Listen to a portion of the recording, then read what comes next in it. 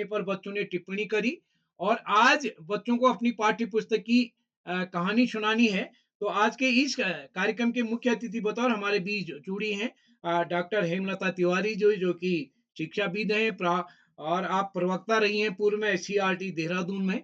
उत्तराखंड के विद्यालय शिक्षा के पाठ्यक्रम बनाने में आपकी महत्वपूर्ण भूमिका रही। आपने मुझे भी उस कार्यक्रम में जोड़ा।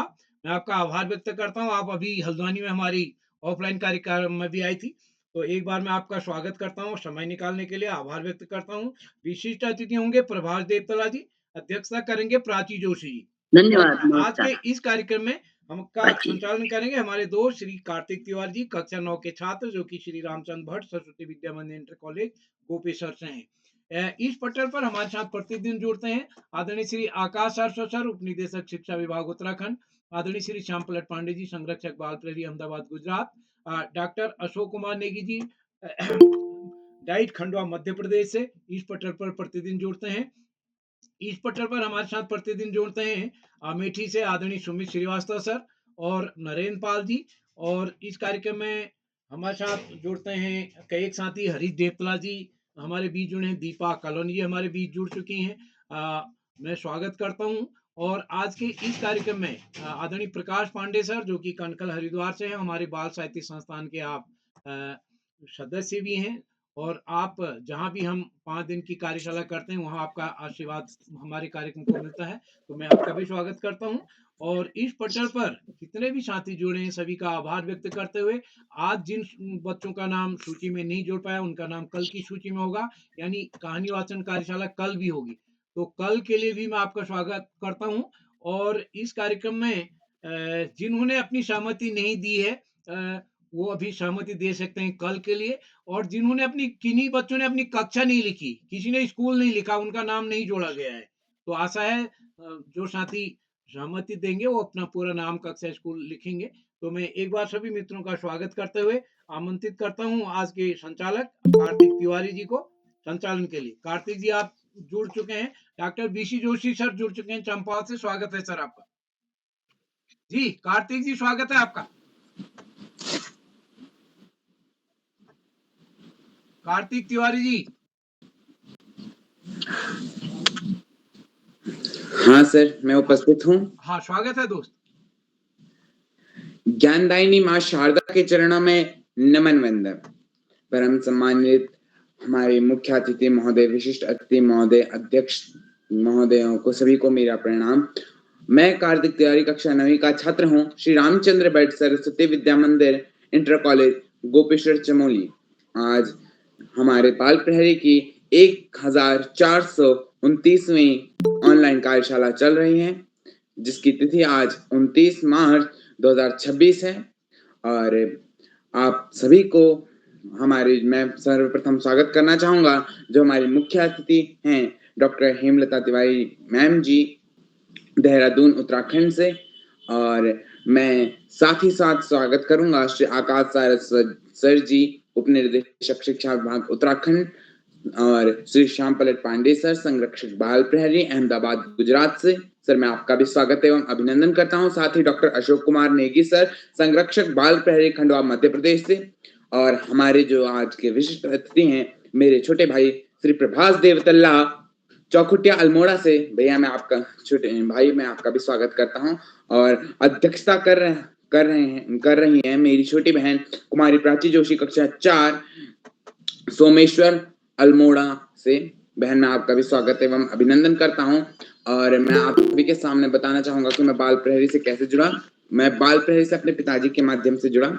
संचालन करने का वैसे मेरा मन था, किंतु हमारी थोड़ी व्यवस्था नहीं बन पाई। हमारे घर में थोड़ा गुस्सा था, तो मैं सर को कॉल नहीं कर पाया, मैसेज नहीं कर पाया। सर का मैसेज आ गया, तो मैं सर का भी आभार करता हूँ कि सर ने मुझे उस समय ही मैसेज कर दिया कि आप जो है कि संचालन करेंगे। तो मैं सर का भी धन्यवाद करता हूँ। और मेरे को सबसे अच्छी कार्यशाला जो सबसे अच्छी लगती है वो यही कहानी वाचन है। इसमें जो कहानी वाचन कार्यशाला होती है ये हमारी पाठ्य पुस्तक की कहानियां याद कराने के लिए सबसे अच्छी है। और साथ में हमारा जो IQ लेवल होता है वो भी हमारा बढ़ाती है। हम जब कहानियों को याद करते हैं, उनकी सीखों को याद करते हैं, तो हमारा कहते हैं ना, दिमाग में जितना भरो दिमाग उतना बढ़ता है, और ज्ञान जितना दो वो भी उतना बढ़ता है। तो उसी प्रकार जब हम कहानियों का अर्जन करते हैं और देते हैं तो हमें और चीजें भी पता लगती है और कार्यशालाओं के माध्यम से हमें और भी पता लगता है। तो अभी मैं हमारे जो विशिष्ट अतिथि हैं, मेरे छोटे भाई श्री प्रभास देवतल्ला, कक्षा 3, चौखुटिया अल्मोड़ा से। भैया क्या आप तक मेरी आवाज पहुंच रही है? जी भाई, मेरी आवाज आ रही है क्या? भाई मेरी आवाज आ रही है? हाँ भाई, आपकी आवाज आ रही है। आप मंच पर सादर आमंत्रित हैं। आप अपनी कहानी को रख सकते हैं। आपका आभार, धन्यवाद। वक्रतुंड महाकाय सूर्यकोटि समप्रभा निर्विघ्नं कुरु मे देव सर्वकार्येषु सर्वदा। आप सभी को मेरा प्यार भरा नमस्कार। मेरा नाम प्रभास देवतल्ला है। मैं कक्षा 2 का छात्र हूँ। मेरे विद्यालय का नाम वीर शिवा पब्लिक स्कूल चकुटे है। तो आज जैसे कि लाइब्रेरी का 1429वां ऑनलाइन कार्यक्रम है, जिसके मुख्य अतिथि हैं डॉक्टर हेमलता तिवारी, पूर्व प्रवक्ता SCERT देहरादून से। मैम, आपको मेरा प्रणाम और आपका भी स्वागत है। और आज के कार्यक्रम की अध्यक्षता कर रही मेरी बड़ी दीदी प्राची जोशी, कक्षा 4, country wide public school Someshwar Almora से। दीदी, आपको भी मेरा प्रणाम और आपका भी स्वागत है। और आज के कार्यक्रम का संचालन कर रहे मेरे बड़े भाई भैया कार्तिक तिवारी, कक्षा 9, श्री रामचंद्र भट्ट सरस्वती विद्या मंदिर इंटर कॉलेज गोपेश्वर से। भैया, आपको मेरा प्रणाम और आपका भी स्वागत है। और साथ ही इस पटल पर जुड़ के हम सभी बच्चों का मनोबल बढ़ाने वाले आदरणीय आकाश सारस्वत सर, आदरणीय श्याम प्रसाद पांडे सर, आदरणीय अशोक कुमार नेगी सर, आप सभी को भी मेरा प्रणाम और आप सभी का भी स्वागत है। और इस पटल पे सभी अभिभावकों को मेरा प्रणाम और आपका भी स्वागत है। और आदरणीय उदित रोला सर जी का मैं आभार प्रकट करता हूँ कि उन्होंने मुझे 21वीं बार विशिष्ट अतिथि बनने का अवसर प्रदान किया। तो आज जैसे कि कहानी वाचन कार्यशाला है, और मैं अपनी कहानी रखता हूँ जिसका शीर्षक है किसान की होशियारी। एक बार की बात थी, एक किसान था जो अपने खेत में हल जोत रहा था। तभी कहीं से एक भालू आ गया। भालू किसान को मारने के लिए झपटा। किसान बोला, मुझे क्यों मारते हो? उपज होने के बाद जो कहोगे वो खिलाऊंगा। भालू ने सोचा, ठीक है, पर एक शर्त है मेरी। ऊपर की उपज मेरी और नीचे की उपज तुम्हारी। तो किसान ने हल जोतने के बाद आलू लगा दिए, जिससे किसान आलू ले गया और भालू को पत्ते खाने पड़े और भालू चिढ़ के रह गया। और इस बार भालू ने कहा कि ऊपर की उपज मेरी और नीचे की उपज तुम्हारी। तो किसान ने गेहूं बो दिए, जिससे वो अपने चमकते हुए गेहूं तो ले गया, पर बेचारे भालू को जड़ें खाने पड़ी। और फिर भालू ने सोचा कि अब इस किसान को पाठ पढ़ा देना चाहिए। तो उसने कहा, सबसे ऊपर की और सबसे नीचे की उपज मेरी और बीच की उपज तुम्हारी। तो किसान ने गन्ना बो दिया। वह अपने गन्ने ले गया और भालू को वापस से पत्ते और जड़ें खाने पड़ी। भालू का सिर चकरा गया और वो नीचे गिर गया। इस कहानी से हमें ये शिक्षा मिलती है कि किसी को भी छोटा या कमजोर या दिमाग में कमजोर नहीं समझना चाहिए। धन्यवाद और शुभयामिनी। भैया आपने बहुत अच्छी कहानी सुनाई, बहुत प्रेरक कहानी सुनाई, जिसमें कि हमें फसलों का भी ज्ञान होता है और साथ में हमें ये भी पता चलता है किसी को कम नहीं आंकना चाहिए। आपको बहुत सारा आशीष और बहुत सारा स्नेह मेरी तरफ से। आपने बहुत अच्छी कहानी सुनाई और आपका आत्मविश्वास भी बहुत अच्छा था। मैं आप सभी के सामने अब कार्यशाला के नियम भी रखता हूँ थोड़ा, जो कार्यशाला के नियम होते हैं, हर कार्यशाला के अपने एक नियम होते हैं, मैं उन्हें रखता हूँ। सबसे पहला नियम, जो भी प्रतिभागी प्रतिभाग करें, सर्वप्रथम वो अपना माइक एवं कैमरा खोल के प्रतिभाग करें। जब कोई प्रतिभागी प्रतिभाग कर रहा हो तो दूसरा प्रतिभागी माइक खोल के व्यवधान ना डालें। तीसरा नियम, आपकी जो कहानी होगी वो अधिकतम 4 से 5 मिनट ले सकती है, इससे अधिकतम समय आपकी कहानी को नहीं लेना है, आपने अपनी कहानी को नहीं देना है। और चौथा एवं विशेष नियम, जब भी कोई प्रतिभागी प्रतिभाग कर रहा हो तो पीछे से उसके माता पिता आकर उन्हें सहयोग ना करें, उन्हें खुद बोलने दें, इसी से उनका आत्मविश्वास बढ़ेगा और वो आगे बोल सकेंगे। तो इसी के साथ मैं थोड़ा कार्यशाला के बारे में भी बता देता हूँ। वैसे तो बता दिया है कि कहानी हमारे जीवन में कितनी अच्छी है, फिर भी एक औपचारिक रूप से कि कहानी जो होती है वो हमारे जीवन संग्राम की भाषा है, ये कहा गया है। और मुंशी प्रेमचंद्र जी भी कहते हैं, जो कवि, जो कहानीकार के मन में भाव होता है वो ही कहानी में भाव आता है। यानी कि भावों के आदान प्रदान का भी एक माध्यम है, जो कि नए नए शब्दों के, जो हमारे शब्द होते हैं उन्हें बढ़ाता है, हमारे जो शब्दकोश है उसे बढ़ाता है। और किसी भी संस्कृति को जानने के लिए हमें पहले वहां की कहानियां, वहां की लोक कथाएं जाननी पड़ेंगी।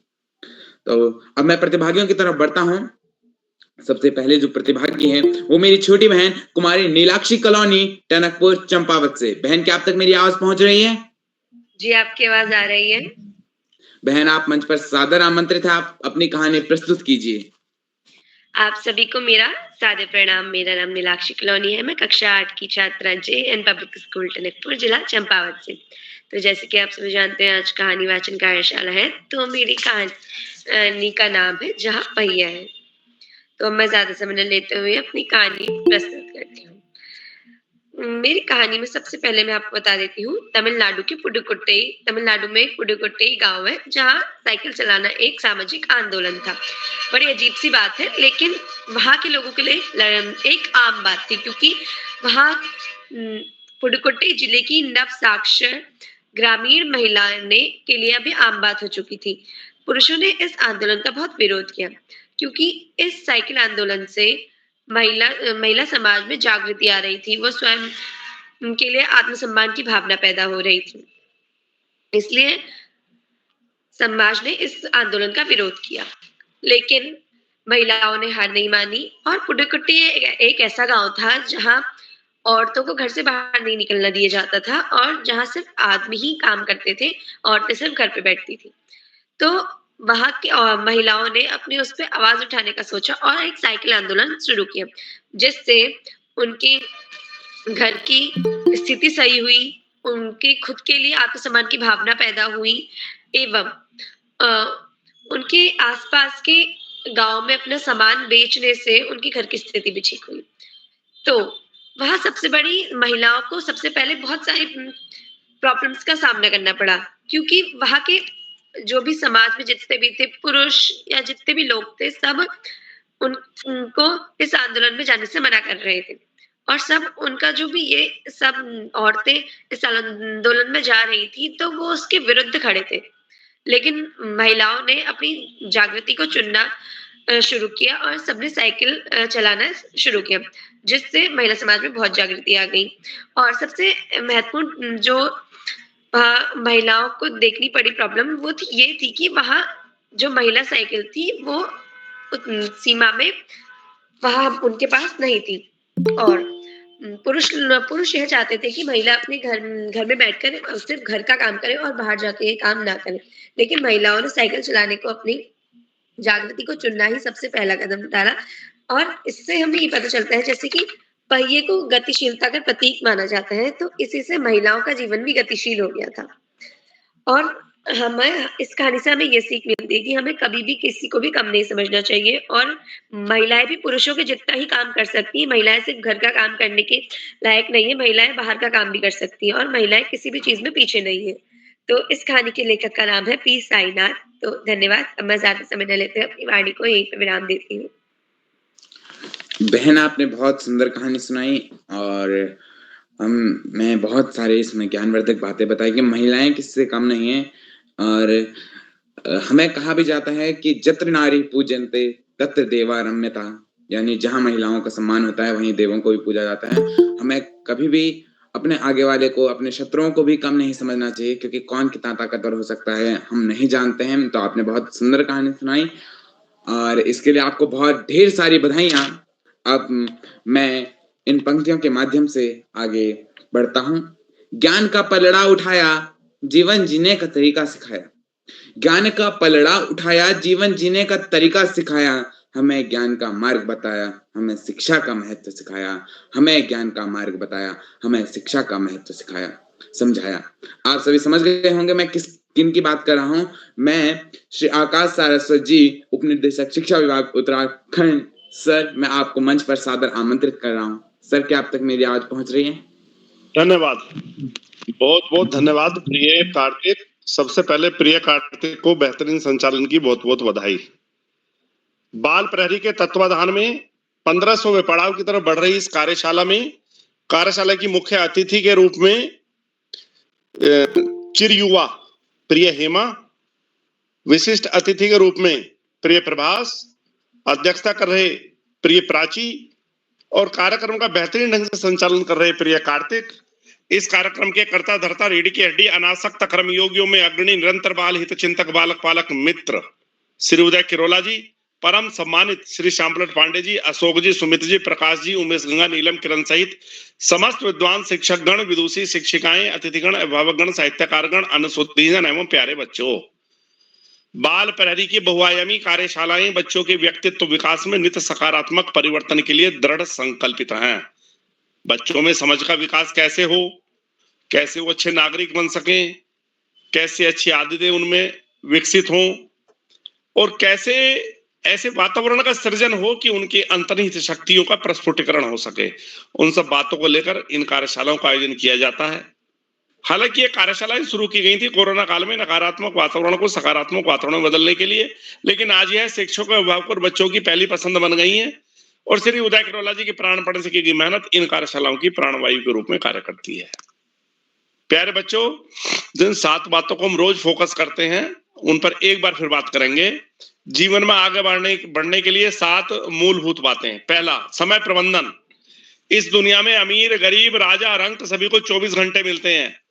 बेहतर प्रबंधन ये तय करता है कि हम जीवन में कहां जाएंगे, कितने आगे जाएंगे। दूसरा, स्व अनुशासन, सेल्फ डिसिप्लिन। तीसरा, स्वाध्याय। जब पाठ्यक्रम की पुस्तकें पढ़ते पढ़ते बोर हो जाओ, साहित्य की किताबें पढ़ो, सामान्य ज्ञान की किताबें पढ़ो, अपने देश के महापुरुषों के जीवन चरित्र विचारों को न केवल पढ़ो अपितु अपने आचरण में ढालो, तो निश्चित रूप से हमें बेहतर दिशा मिलेगी। चौथा, प्रेम। इस कली काल का एकमात्र शाश्वत सत्य है प्रेम। जीवन में आगे बढ़ने के लिए, सुख की प्राप्ति के लिए, बेहतर वातावरण के लिए प्रेम ही सत्य है।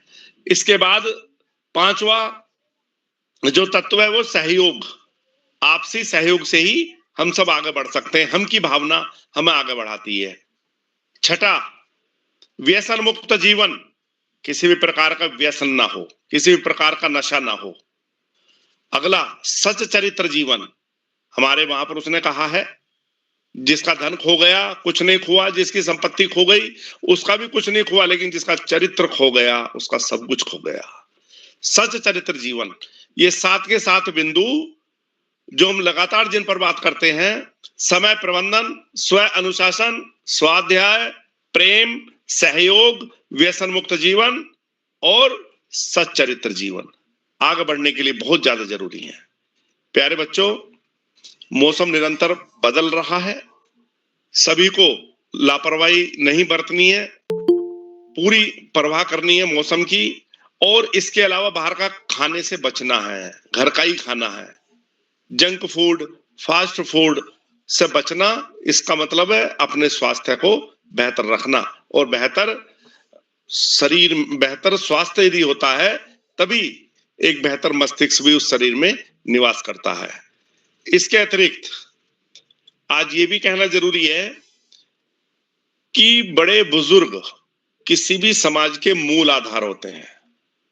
बुजुर्गों का सम्मान स्वयं ईश्वर का सम्मान है। तो सभी बच्चे बड़े बुजुर्गों का सम्मान करें, उनके अनुभव से कुछ ना कुछ जरूर सीखें। और अंत में अपनी पुरानी बात कहते हुए, पढ़ाई का कोई विकल्प नहीं, सफलता का कोई शॉर्टकट नहीं। जीवन में आगे बढ़ना है, ज्यादा से ज्यादा पढ़ना ही होगा। जो बच्चे माता पिता गुरुजनों बड़ों का आशीर्वाद लेते हुए, गुरुजनों के सानिध्य में साथियों को सहयोग देते हुए, सहयोग लेते हुए, छोटों को प्रेम करते हुए नियमित व सतत अध्ययन करते हैं, उनका भावी जीवन सुखमय हो जाता है। अपने पाठ्यक्रम के तरह सामान्य ज्ञान की पुस्तकें पढ़ना, साहित्य की पुस्तकें पढ़ना, अपने देश के महापुरुषों के जीवन चरित्र विचारों को न केवल पढ़ना, अभी तो अपने आचरण में ढालना हमें बड़े से बड़ा लक्ष्य प्राप्ति में सहयोगी सिद्ध होता है। और अंत में सभी का आभार प्रकट करते हुए और संत कबीरदास की 2 पंक्तियों के साथ मैं अपनी वाणी को विराम दूंगा। पोथी पढ़ी पढ़ी जग मुआ, पंडित भया न कोय, और ढाई आखर प्रेम का पढ़े सो पंडित होय। धन्यवाद। जय हिंद, जय भारत। सर, आपने हमें बहुत ज्ञानवर्धक बातें बताई और बहुत सारी चीजें बताई कि हमें जंक फूड नहीं खाना चाहिए, और बहुत सारी चीजें आपने हमें बताई हमारे जीवन से रिलेटेड, और बहुत सारी चीजें। मैं आपका आभार व्यक्त करता हूँ। आप हैं हम जैसा को, हम सभी छात्रों को, हम सभी बालकों को ज्ञान दिया। अब मैं आगे की तरफ बढ़ता हूँ। आगे के प्रतिभागियों में मैं बुलाता हूँ अपने छोटे भाई गौरव सिंह परिहार, कक्षा 6 हल्द्वानी से। भैया, क्या आप तक मेरी आवाज पहुंच रही है? जी दद्दा। भैया, आप सादर आमंत्रित हैं। धन्यवाद। शुभ संध्या। मेरा नाम गौरव सिंह परिहार है। मैं कक्षा 5 का छात्र हूँ। मेरे विद्यालय का नाम the masters school Haldwani Nainital Uttarakhand है। मैं आज आप सभी के समक्ष एक कहानी सुनाने जा रहा हूँ जिसका शीर्षक है गोल। यह कहानी मेरी पाठ्यपुस्तक मल्हार से ली गई है। हम सभी को पता है कि धक्का मुक्की, नोक झोंक जैसी घटनाएं खेलते समय तो होती ही रहती हैं। बात है सन 1933 की, जब मेजर ध्यानचंद जी पंजाब रेजिमेंट की ओर से खेला करते थे। एक दिन पंजाब रेजिमेंट और माइनर्स टीम के बीच मुकाबला हुआ। उसमें माइनर्स टीम के खिलाड़ी मेजर ध्यानचंद जी से गेंद छीनने की कोशिश कर रहे थे, पर उनकी हर कोशिश नाकाम जाती। एक खिलाड़ी ने गुस्से में आकर हॉकी स्टिक मेजर ध्यानचंद जी के सर पर दे मारी। उन्हें खेल के मैदान से बाहर ले जाया गया। कुछ देर बाद वे सर पर पट्टी बांधकर खेल के मैदान पर वापस लौट आए। उन्होंने उस खिलाड़ी के पीठ पर हाथ रखा और कहा, तुम चिंता मत करो दोस्त, मैं इसका बदला जरूर लूंगा। वह खिलाड़ी बार बार पीछे मुड़कर देखता, कहीं मेजर ध्यानचंद जी मुझे मारने तो नहीं आ रहे। मेजर ध्यानचंद जी एक एक कर उन्हें बहुत से गोल कर दिए और उनकी टीम जीत गई। उन्होंने उसी खिलाड़ी का पीठ फिर से थपथपाया और कहा, दोस्त, खेल के बीच इतना गुस्सा ठीक नहीं। आज वह जहां भी जाते हैं लोग उनकी खेलने का तरीका जानना चाहते हैं, पर उनके पास कोई गुरु मंत्र नहीं है। वह कहते हैं कि साधना, लगन और खेल भावना ही सबसे बड़ा गुरु मंत्र है। उनका जन्म 1904 में प्रयाग के एक साधारण परिवार में हुआ। बाद में वह फर्स्ट ब्राह्मण रेजिमेंट, बाद में उनका चयन बाद में उनका चयन फर्स्ट ब्राह्मण रेजिमेंट में एक साधारण से सिपाही के रूप में हुआ। साधारण से सिपाही के रूप में हुआ। उनके उस समय उनके रेजिमेंट के सूबेदार मेजर तिवारी थे। वे बार-बार हॉकी खेलने के लिए कहते। उनकी हॉकी खेलने में कोई दिलचस्पी नहीं थी। उनकी टीम का हॉकी खेल में बहुत नाम था। उस समय हॉकी खेलने का कोई समय नहीं था। खिलाड़ी कभी भी खेल के मैदान में जाकर खेल शुरू कर सकते थे। जैसे जैसे उनके खेल में निखार आता गया, वैसे वैसे उन्होंने बहुत तरक्की कर ली। कुछ समय बाद उनका चयन ब्रिलियन ओलंपिक में हुआ। उनका चयन ब्रिलियन ओलंपिक के कप्तान के रूप में हुआ। फिर कुछ समय बाद उन्हें लोग हॉकी का जादूगर नाम से बुलाने लगे।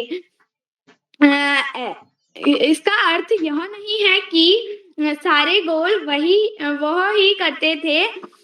उनकी तो हर बार यह कोशिश रहती थी कि गेंद को गोल के पास ले जाकर अपने किसी साथी खिलाड़ी को दे दें और उसको, ताकि उसे गोल करने का श्रेय मिल सके।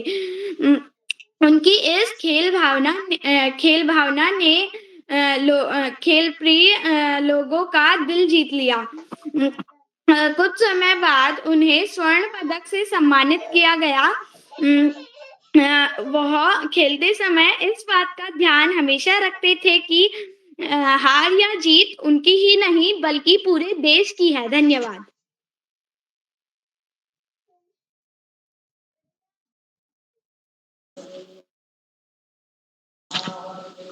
भैया आपकी प्रस्तुति बहुत सुंदर रही और आपने बहुत अच्छे हमें मेजर ध्यानचंद जी के बारे में बताया, जिन्हें हॉकी का जादूगर कहा जाता है।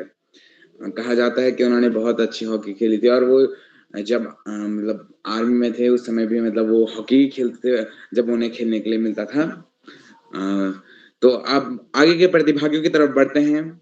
अब मैं बुलाना चाहूंगा अपने छोटे भाई निश्चल अग्रवाल, कक्षा 5, बरेली, उत्तर प्रदेश से। भैया क्या आप तक मेरी आवाज पहुंच रही है? जी भाई, मैं उपस्थित हूँ। क्या मेरी आवाज आप तक आ रही है? हाँ भैया, आपकी आवाज आ रही है। आप मंच पर सादर आमंत्रित है। आपका स्वागत है। आप अपनी कहानी प्रस्तुत कीजिए। नमस्कार, मैं निश्चल अग्रवाल, कक्षा 4, वायुसेना विद्यालय बरेली, उत्तर प्रदेश से। जैसा कि आज कहानी वाचन कार्यशाला है, तो मेरी कहानी है महात्मा बुद्ध और अंगुलीमाल। एक पुराने समय की बात है। एक बार एक मगध राज्य के जंगलों में एक अंगुलीमाल नाम का एक डाकू रहता था। उसके आतंक के कारण पूरा मगध राज्य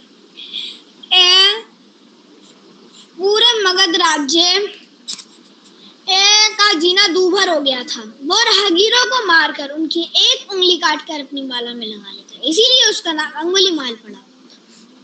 एक दिन उस गांव में उस जंगल में जो जाता वो कभी नहीं मिलता।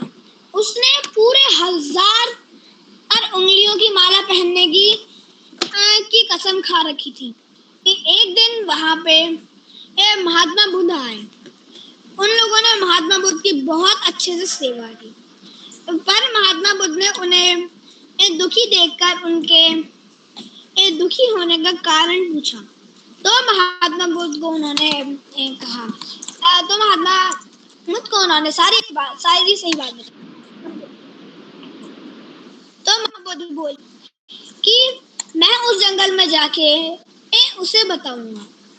ग्रामीण बोले, नहीं महात्मा आप मत जाइए, वहां पे वो आपको भी मार देता। महात्मा बुद्ध बोले, आप धैर्य रखिए, मैं जाऊंगा। अगली सुबह महात्मा बुद्ध जंगल के लिए निकल गए। फिर वो जंगल गए।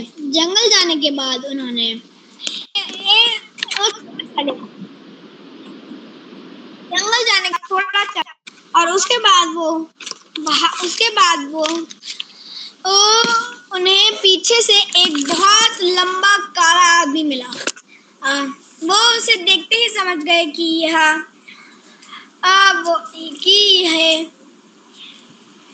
अंगुलीमाल है। वो पीछे मुड़े और तब अंगुलीमाल बोला, ए सन्यासी, तुझे भय नहीं है कि तेरे सामने जंगल का सबसे ताकतवर आदमी खड़ा है? तो जंगल के सबसे ताकतवर आदमी खड़ा है। तो वो बोले, मैं कैसे मानूं तू सबसे ताकतवर है? जाओ। वो बोला कि मैं एक पत्ता उखाड़ सकता हूँ, मैं शेर से भिड़ सकता हूँ। तो वो बोले महात्मा बुद्ध कि ऐसी बात है तो एक पत्ता तोड़ के लाओ। तो अंगुलीमाल ने ठागा लगाते हुए कहा, हा, ये तो बहुत आसान कार्य है, मैं इसे अभी खत्म करके लाता हूँ। फिर वो गया और एक पत्ता तोड़ के लाया। फिर वो बोला कि तुमने एक पत्ता उखाड़ने को दिया, मैं तो पेड़ उखाड़ देता। तो फिर महात्मा बुद्ध बोले, पेड़ नहीं उखाड़ना है, इस पत्ते को वहीं लगा दो जिस पेड़ से तुम लाए थे, उसी टहनी पे लगा दो। तो महात्मा बुद्ध फिर अंगुलीमाल गुस्से में, ए सन्यासी, तू पागल है? ये कार्य तो असंभव है। फिर महात्मा बुद्ध बोले, तो फिर मैं तुम्हें कैसे मान लूं तुम सबसे श्रेष्ठ हो? तुम एक छोटा सा काम नहीं करते तो तुम सबसे ताकतवर आदमी कैसे हो गए? तुम लोगों को मार कर जब उनकी आत्मा भी वापस नहीं कर सकते तो तुम सबसे श्रेष्ठ आदमी कैसे हो गए?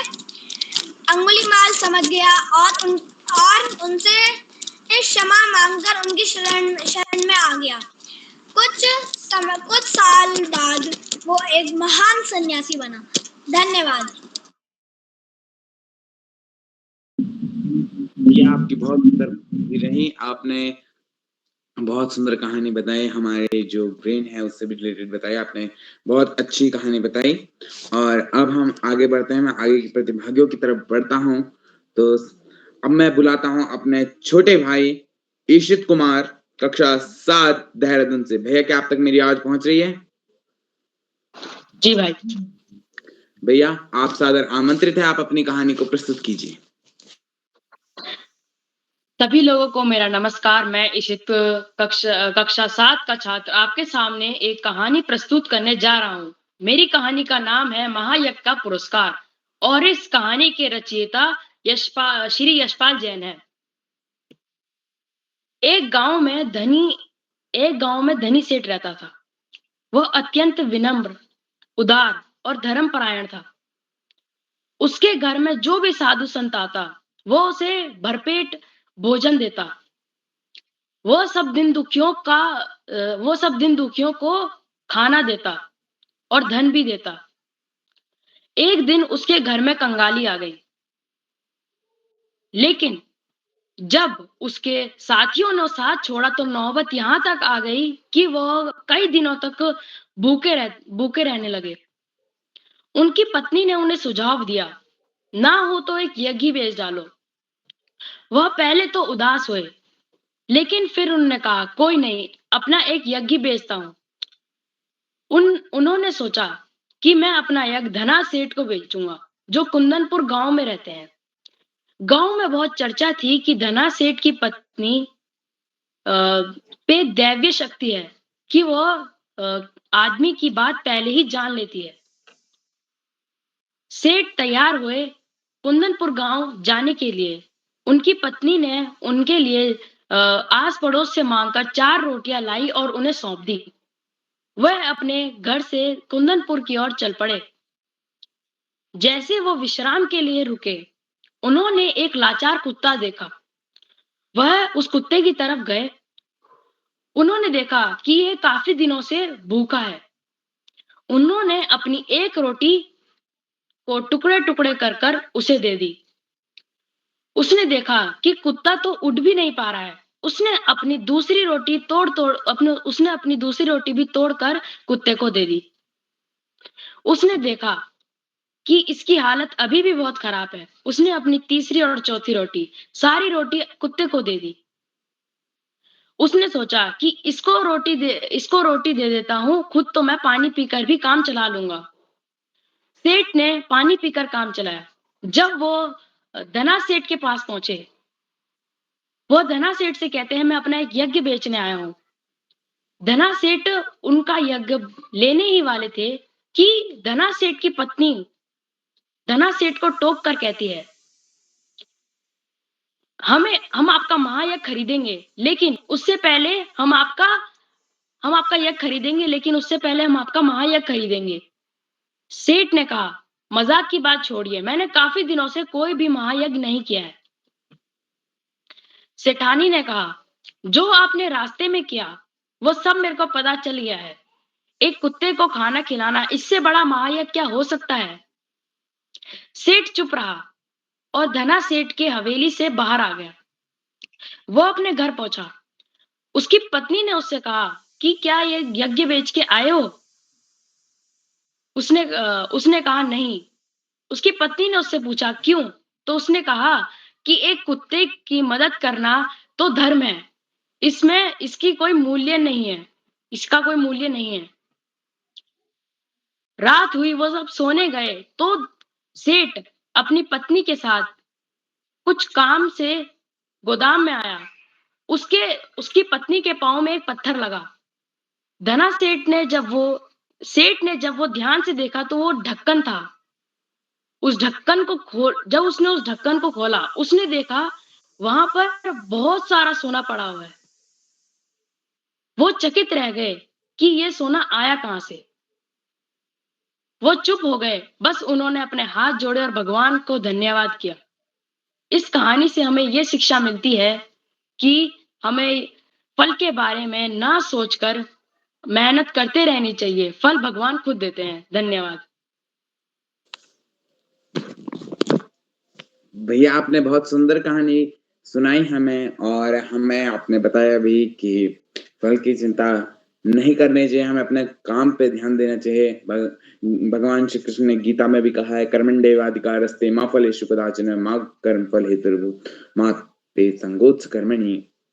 तो आपने बहुत सुंदर कहानी सुनाई, और ये हमें हमारे जीवन में भी उतारनी चाहिए ये कहानियां, जो कि बहुत प्रेरणादायक होती हैं। तो आगे की तरफ बढ़ता हूं और मैं अब बुलाता हूं अपनी छोटी बहन कुमारी पल्लवी, बेस्ट कक्षा 8 army Public school Ranikhet Almora से। बहन, क्या आप तक मेरी आवाज पहुंच रही है? बहन, क्या आप तक मेरी आवाज पहुंच रही है? शायद जी भाई, पहुंच रही है। बहन, आप सादर आमंत्रित हैं, आप अपनी कहानी को हम सभी के समक्ष प्रस्तुत कीजिए। जी भाई, आपका बहुत आभार कि आपने मुझे मंच पे आमंत्रित करा। यहाँ उपस्थित सभी शिक्षक, अभिभावक एवं प्रतिभागियों को मेरा सादर प्रणाम। मेरा नाम पल्लवी बिष्ट है। मैं कक्षा 8 आर्मी पब्लिक स्कूल रानीखेत की छात्रा। जैसा कि सभी को कहानी वाचन का है, जो कि बाल प्रेरवी का 1429वां ऑनलाइन कार्यक्रम है। तो मेरी कहानी का शीर्षक है अकबरी लोटा।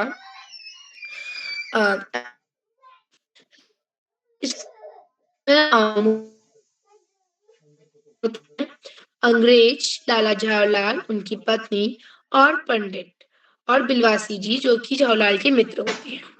तो लाला जवाहरलाल को खाने पीने की कमी नहीं थी। वो बनारस के बाजार में रहते थे और उनके जो घर था, उनके नीचे उन्होंने दो दुकानों को किराया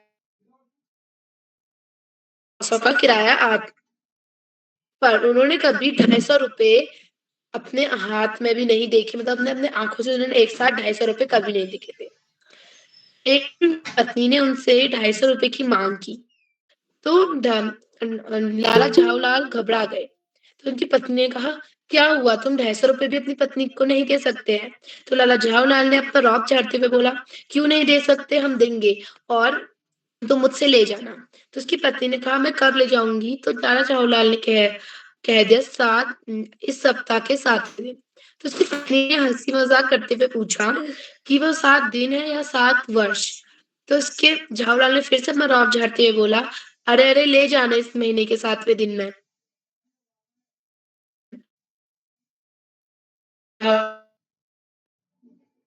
पत्नी को कहाँ से देंगे? अगर वे अपने को नहीं देते तो उनकी बेइज्जती हो जाएगी। जितना रौब है, जितना उन पे अकड़ थी, वो सब चकनाचूर हो जाएगी। तो फिर एक दिन जब ये रास्ते पे खड़े थे तो उन्होंने पानी मंगाया और कितनी एक लोटे में उनके लिए पानी लाई और वो लोटे में लोटा उन्हें नहीं था क्योंकि वो एक बेढंगा लोटा था। तो उन्होंने सोचा कि अभी मैं अपनी पत्नी को कुछ नहीं कहता क्योंकि अपनी पत्नी को आबद मानते थे। यानी वे अपनी पत्नी की इज्जत करते थे और वो अपनी पत्नी के तेज तर्रार स्वभाव से भी अवगत थे। तो इसलिए उन्हें लगा कि अभी तो मुझे लोटे में पानी मिला है, क्या पता बाद में मुझे बाल्टी में खाना मिले। ऐसे ही सोचते-सोचते वो लोटा छत से नीचे गिर गया और फिर झावलाल वहाँ पे गली में नीचे बहुत ज़्यादा शोर मच गया था। तो झावलाल जब नीचे गए तो उन्होंने फिर अंग्रेज को देखा जो कि गीला था, तो उन्होंने 2 और 2 जोड़ के स्थिति समझ ली। यानी वो पूरी तरह स्थिति को समझ गए कि क्या हुआ है और उनको लगा कि मुझे भी चुप रहना ठीक है। तो फिर अंग्रेज आया तो अंग्रेज बहुत गुस्से में था। उसने कहा जब मैं यहाँ दुकान में पुरानी पीतल की मूर्तियाँ खरीद रहा था भगवान की, तब यह लोटा मेरे सर पे गिरा और इसने मुझे सांगोपान करा दिया। सांगोपान का यहाँ पे अर्थ है कि सांगोपान का अर्थ है कि सर से लेकर पैर तक पूरा गीला कर देना। तो लोटे से अंग्रेज पूरा गीला हो गया था और अंग्रेज बहुत आग बबूला हो गया। वो झावलाल की ओर बढ़ा गुस्से से झावलाल की ओर बढ़ा और बहुत सारी भीड़ वहाँ पे जमा हो गई।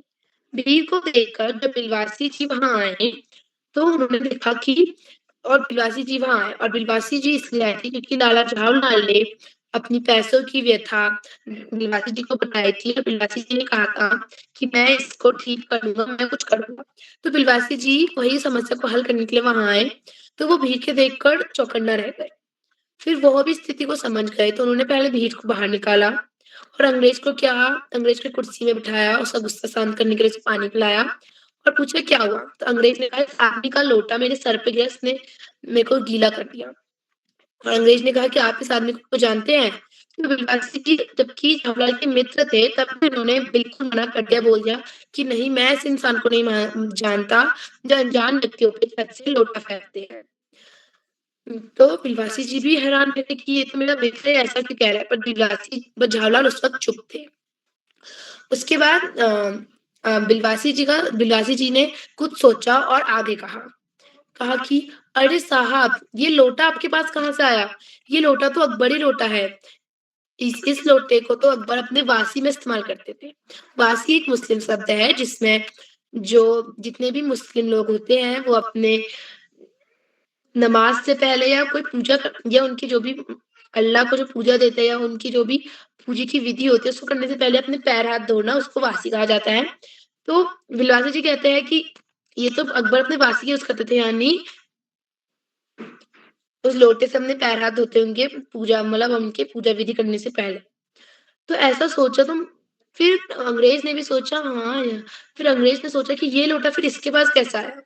तो बिलवासी जी ने कहा पता नहीं कहीं से मिल गया होगा, कहीं दुकान से खरीदा होगा। बहुत लोग असली चीज़ों को, पुरानी ऐतिहासिक चीज़ों को नहीं पहचानते हैं। फिर बिलवासी जी ने कहा चलो मैं तो इस लोटे को खरीद रहा हूँ 50 रुपए में। अंग्रेज ने भी गुस्से से कहा कि मैं इसको 100 में खरीदूँगा।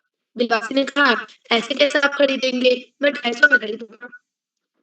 इसके बाद अंग्रेज कहता है 200, फिर बिलवासी जी कहते हैं 250, फिर अंग्रेज कहता है 500। तो बिलवासी जी कहते हैं अब तो मैं नहीं दे सकता इससे ज़्यादा क्योंकि मेरे पास 250 ही रुपए थे। तो फिर इसी के साथ अंग्रेज क्या करता है कि हाँ, मैं इस चीज़ को ले जाता हूँ और वो बताता है कि अब मेरा पड़ोसी जो जॉन है वो मुझसे जलेगा क्योंकि वो भी जहांगीरा अंडा भारत से लाया था। उत्तर प्रदेश में उसे किसी इंसान ने जहांगीरा अंडा दिया था। वो भी वो 600 रुपए का जहांगीर अंडा लाया था और मैं भी उसे चिढ़ाऊँगा कि मेरे पास भी एक अकबरी लोटा है, जो कि जहांगीर से भी पुराना है, यानी जहांगीर के दादाजी के ज़माने का, क्योंकि अकबर का बेटा स नहीं कि जो अकबर के उसके बाप का यानी अकबर का बेटा क्योंकि जहांगीर होता है। तो अब मैं उसे चिढ़ाऊँगा और मेरा भी उसके सामने रुतबा एक अलग रहेगा।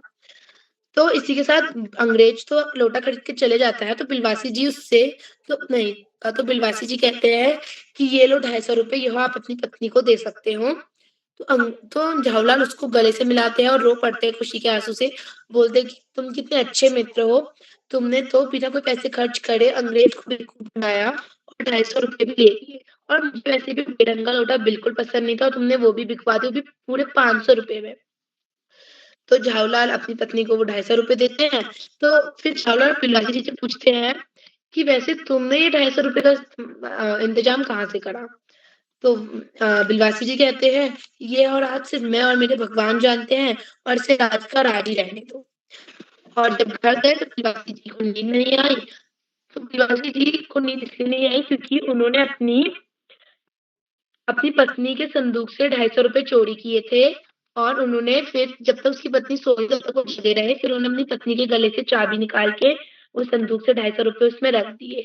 तो यह कहानी यहीं पर ही समाप्त होती है। यह थोड़ी व्यंग्यकार में यह कहानी थी, और साथ में यह हमें यह शिक्षा देती है कि हमें आने वाले कि हमें उसी वक्त अपनी बुद्धिमत्ता का इस्तेमाल करके संकट को संभालना चाहिए। धन्यवाद।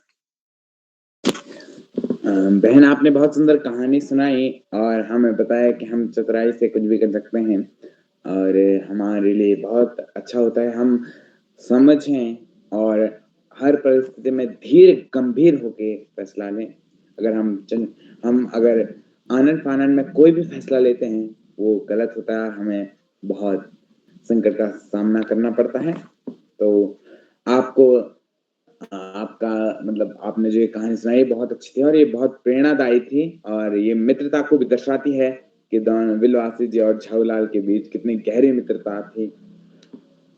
तो अब मैं आगे बढ़ता हूँ और अब मैं अपने छोटे भाई मानस धोनी कक्षा 7 राजकीय junior high school Ranikhet Almora से, भाई क्या आप तक मेरी आवाज पहुंच रही है? भाई क्या आप तक मेरी आवाज पहुंच रही है? शायद वे किसी कारण से नहीं जुड़ पाए।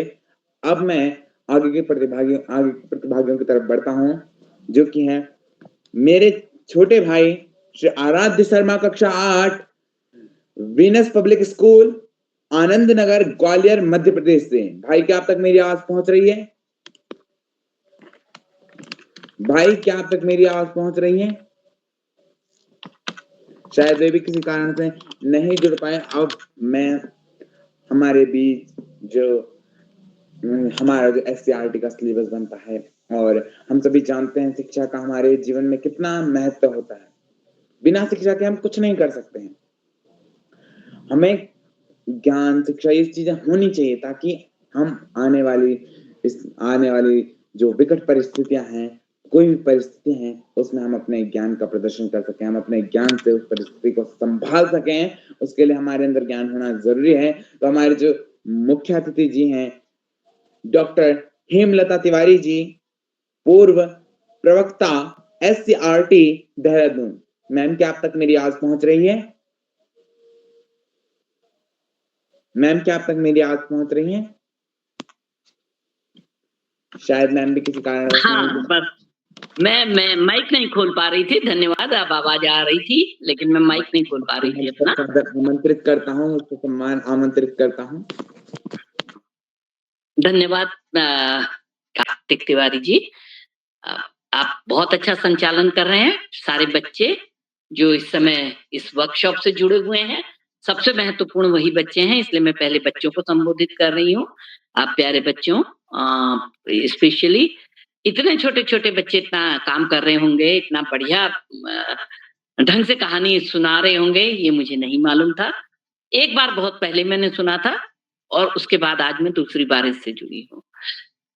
श्री उदय किरोला जी का मेरे प्रति प्यार ही है जो मुझे बुला लेते हैं। कभी एक दो बार मैं इनकी ऑफलाइन वर्कशॉप में शामिल हुई हूँ और आज दूसरी बार ऑनलाइन में शामिल हुई हूँ। श्री आकाश सारस्वत जी से मुझे बहुत बहुत बहुत बहुत धन्यवाद कहना है कि वो भी लगातार इस चीज से जुड़े हुए हैं। जो प्रयास 1429वीं ये बता रहे हैं कि ये ऑनलाइन वर्कशॉप है और मुझे लगता है कि इतनी ही वर्कशॉप से ये जुड़े हुए हैं तब से लगातार। बाकी आप लोगों को, पांडे जी को और इन लोगों को मैंने पहले देखा भी होगा, सुना भी होगा, पर मैं इतना जान नहीं पा रही थी। पर बहुत-बहुत आप सब लोगों का स्वागत है और आप लोगों को मेरा शुभकामनाएँ हैं कि इस काम में आप निरंतर रहें। कहानी वाचन वर्कशॉप में जो मुझे सबसे ज़्यादा पसंद आता है, पहले भी एक बार मैं शामिल हुई थी, इसलिए मैं बता रही हूँ कि मुझे सबसे अच्छा लगा है कि आपने कहा मनपसंद। और जब हम मनपसंद का वाचन करने को कहते हैं, तो उसमें चयन शामिल है। चयन, चयन बहुत छोटी चीज़ नहीं है। चयन यानी कि बच्चों की निर्णय क्षमता, निश्चय थी, उसके अलावा निर्णय करने की क्षमता के अलावा उसमें जुड़ा हुआ है आपकी याद करने की क्षमता। कितने अच्छे से आप उसको याद कर पाते हैं, कितने अच्छे से आप उसे सामने रख पाते हैं, आपकी वाक क्षमता को बताता है, विचार करने की क्षमता को बता रहा है, स्मरण क्षमता को बता रहा है।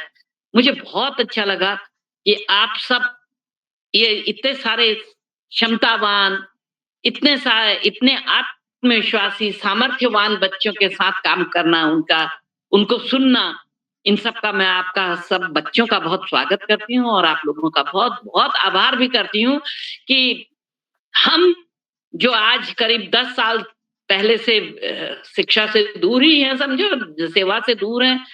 लेकिन एक चीज़ जो मैंने सीखी है, वो सीखी जिनका अभी-अभी सर ने मेरे को फिर दोबारा रिमाइंड कराया, समय प्रबंधन, स्वानुशासन, स्वाध्याय, प्रेम, सहयोग। कम से कम ये 5 चीज़ें तो ऐसी हैं जो हम अपने पूरे सेवा काल में सीखे हैं और इनको अपने जीवन में उतारने का प्रयास किया है। मैं आप सबको, सारे बच्चों को, सारे लोगों को कह रही हूँ और कहूँगी कि अपने जीवन में इनको उतारने का प्रयास करें। आप सबको, सारे बच्चों को, प्रभास, देवतला जी, छोटे से इतने प्राची जोशी जो बहुत छोटी है, इनको, और ये नीलाक्षी, गौरव सिंह, निश्चल अग्रवाल जो अभी तक कहानियां मुझे सुना चुके हैं, इशित कुमार, पल्लवी बेस्ट, इन लोगों का मैं बहुत धन्यवाद भी करती हूँ कि आप लोगों ने इतनी अच्छी कहानियां सुनाई। और सबसे अच्छी बात है कि इसमें से कई कहानियां नई हैं, मैंने पहली बार सुनी है। इसका मतलब मैं कई दिनों से पाठ्य पुस्तक नहीं पढ़ रही हूँ। पढ़ने का प्रयास करूंगी कि आगे मैं आपकी पाठ्य पुस्तकें भी देखूं और पढ़ूं। पुनः आप सबका स्वागत, आप सबको बहुत-बहुत आभार कि आप मुझे सुन रहे हैं। धन्यवाद। अब आप अपनी वर्कशॉप आगे बढ़ाइए। मैम, आपका बहुत-बहुत धन्यवाद, आपका बहुत-बहुत आभार। आपने हमें इतना ज्ञानवर्धक बातें बताई और आपने बताया कि आप अभी भी आप पुस्तकें पढ़ रहे हैं, जैसे कि आपने अभी वर्णित किया कि आपने कई दिनों से पाठ्य पुस्तक नहीं पढ़ी, अर्थात आप अभी भी इस उम्र में भी आप पाठ्य पुस्तक पढ़ रही हैं और इसका मतलब आपके अंदर बहुत ज्ञान है। आपने हमें ज्ञान से, अपने ज्ञान से उत्प्रोत किया है। हमको अगर आपका सानिध्य मिलता रहे तो हमें भी ढेर सारा ज्ञान प्राप्त होगा। और इसी क्रम में मैं आगे बढ़ता हूँ और अब बुलाता हूँ आज की हमारे इस कार्यशाला की सबसे छोटी प्रतिभागी, मेरी छोटी बहन कुमारी निहारिका जोशी, कक्षा 1, राजकीय प्राथमिक विद्यालय कालीनगर, उधम सिंह नगर। बहन, क्या आप तक मेरी आवाज पहुंच रही है? बहन, क्या आप तक मेरी आवाज पहुंच रही है? शायद वे किसी कारण से नहीं। निहारिका जी, माइक अनलॉक करिए।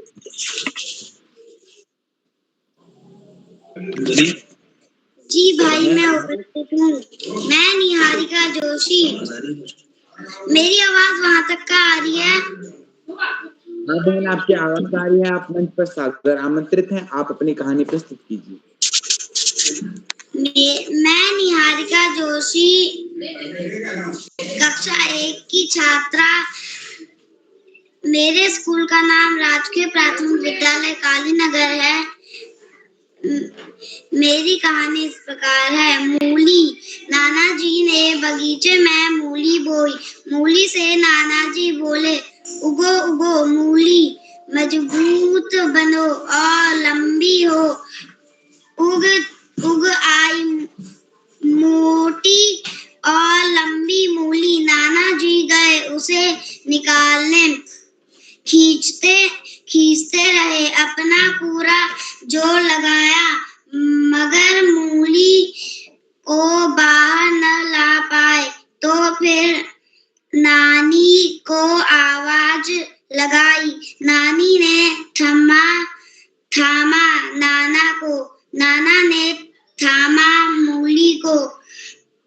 दोनों ने पूरा जोर लगाया मगर मूली को दोनों निकाल न पाए।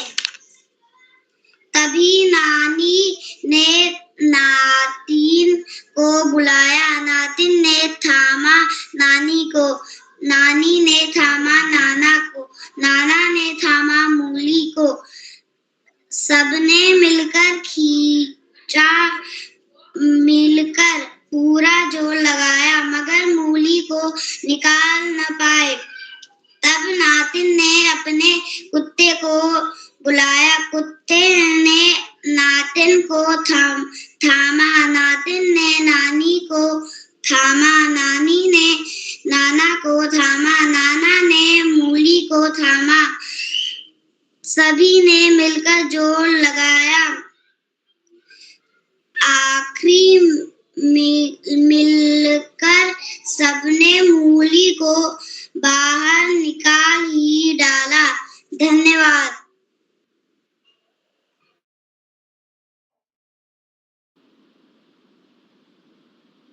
बहन आपने बहुत सुंदर प्रस्तुति दी और आपने बहुत अच्छी कहानी सुनाई। आपने बहुत अच्छी कहानी सुनाने का प्रयास किया, पर जिस मुताबिक नियम थे कि घर वाले पीछे सहयोग ना करें, फिर भी आपके लिए चल सकता है। आप बहुत छोटे प्रतिभागी हैं, फिर भी ताकि उनका कॉन्फिडेंस बढ़े। अब हम आगे के प्रतिभागियों की तरफ बढ़ते हैं और मैं अब बुलाता हूं अपने छोटे भाई Shri Praganya Joshi, Army Public School का कक्षा 6 अल्मोड़ा से। भैया क्या आप तक मेरी आवाज पहुंच रही है? जी बड़े भाई, मेरी आपकी आवाज मुझे आ रही है। भैया आपकी आवाज भी आ रही है। आप मंच पर सादर आमंत्रित हैं। आप अपनी कहानी प्रस्तुत कीजिए। आपका आभार। इस कार्यशाला में सभी लोगों को मेरा नमस्कार। मैं प्रज्ञा जोशी कक्षा 6 का छात्र आज एक कहानी सुनाने जा रहा हूँ। मेरे विद्यालय का नाम आर्मी पब्लिक स्कूल अल्मोड़ा है। मेरी कहानी का शीर्षक है परीक्षा, जिसके रचयिता मुंशी प्रेमचंद है। तो मेरी कहानी कुछ इस प्रकार है। देवगढ़ के दीवान सुजान सिंह बहुत बूढ़े हो गए थे। उन्होंने अपने राजा से कहा कि अब मैं नौकरी नहीं कर सकता, कृपया मुझे छूट दी जाए। देवगढ़ के राजा ने उनसे बहुत बार मना किया, लेकिन वे ना माने। अंत में उन सुजान सिंह की बात माननी ही पड़ी। लेकिन उन्होंने यह शर्त रखी कि तुम्हें अपने जैसा ही एक नया दीवान ढूंढना पड़ेगा। सुजान सिंह ने शर्त स्वीकार करी। सुजान सिंह ने देश के मुख्य पत्रों में विज्ञापन छपवाया कि राजा को नए दीवान की जरूरत है। यह जरूरी नहीं है कि वह ग्रेजुएट हो, बल्कि दयालु होना चाहिए। दूर दूर से बहुत लोग आए। अगले दिन जो व्यक्ति सुबह 9 बजे भी नहीं उठता था, वह 6 बजे उषा के दर्शन के लिए बागीचे में टहल रहा था। जो व्यक्ति कभी भी किताब ना खोलता, वह बड़े बड़े ग्रंथों का पाठ कर रहा था। जो व्यक्ति अपने नौकरों से ढंग से बात नहीं करता था, वह उनसे आप या जनाब के बिना बात नहीं करता। कुछ हॉकी के अच्छे कलाकारों ने यह सुझाव दिया कि एक हॉकी का मैच हो जाए। सभी लोगों ने स्वीकार किया। कैसे लेफ्ट भाई? मैं तो यहाँ हूँ। पास ही मेरे को सुनना बंद हो गया। वहाँ पे पास के मैदान में हॉकी का मैच शुरू हुआ। दोनों टीमों में बराबरी का मुकाबला हुआ। शाम को पास के नाले में एक किसान अपनी बैलगाड़ी सहित फंस गया, जहाँ पे कीचड़ व चढ़ाई थी। शाम को वहां से बहुत लोग गुजरे, लेकिन उसकी मदद न करी। एक पैर टूटा आदमी वहां से गुजरा। उस किसान ने उसकी तरफ सहमी हुई आंखों से देखा, लेकिन किसान को उससे मदद मांगने की हिम्मत न हुई। उस आदमी ने उसकी मदद की। उसने कहा कि तुम आगे से बैलों को साजो, मैं पीछे से धक्का देता हूँ। कुछ देर बाद बैलगाड़ी आगे बढ़ गई।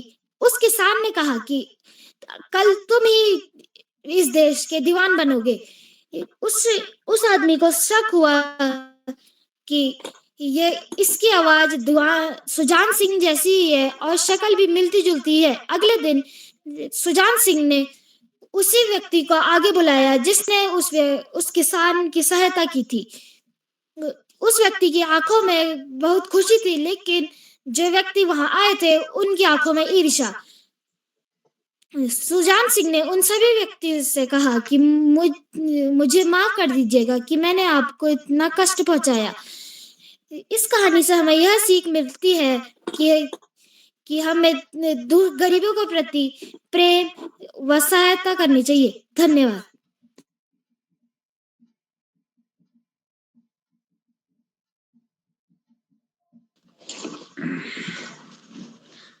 भैया, आपकी प्रस्तुति बहुत ही सुंदर थी और आपने बहुत अच्छी कहानी सुनाई जो कि मुंशी प्रेमचंद्र जी की थी। बहुत अच्छी कहानी। और अब मैं बुलाता हूँ श्री श्याम पलट पांडे सर, संरक्षक बाल प्रहरी खंडवा, अहमदाबाद, गुजरात से। मैं क्षमा चाहूंगा, मेरे से थोड़ी गलती हो गई। सर, मैं आपको आमंत्रित करता हूँ। बहुत बहुत धन्यवाद, बहुत बहुत हार्दिक आभार प्रिय कार्तिक तिवारी। आपने बहुत सुंदर संचालन किया, आत्मविश्वास से भरा संचालन, उल्लास, उमंग, उजास से भरा संचालन। आप तो ऐसा संचालन करते आ रहे हैं, प्रतिभाशाली छात्र हैं। बहुत बहुत हार्दिक बधाई देता हूँ। आगे बढ़ने से पहले मैं आपसे अनुरोध करूंगा कि आप भी मंच पर आएं और हमें अपनी कहानी सुनाएं। प्रिय कहानी आदरणीय प्रिय कार्तिक जी।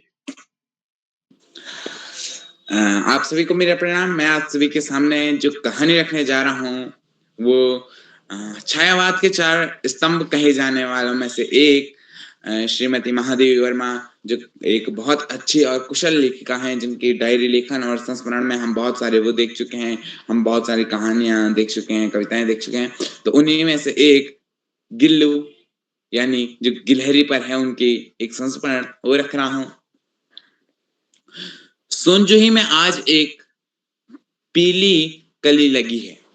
इसे देखकर अनायास ही उस छोटे जीव का स्मरण हुआ है जो इस लता के सघन हरितिमा में छिपकर बैठा था और फिर मैंने मेरे निकट पहुंचते ही कंधे पर कूदकर मुझे चौंका देता था।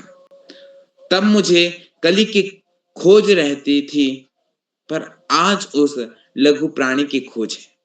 परंतु वह तो अब तक इस सोनजूही की जड़ में मिट्टी होकर मिल गया होगा। कौन जाने स्वर्णिम कली के बहाने वही मुझे चौंकाने ऊपर आ गया हूँ।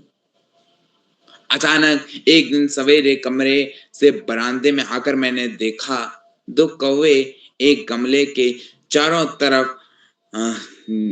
चौं चौं अपनी आवाज निकाल रहे थे। काकभूषणी भी विचित्र पक्षी है, एक कौवे की तरह, यानी जो वो खेल रहे थे।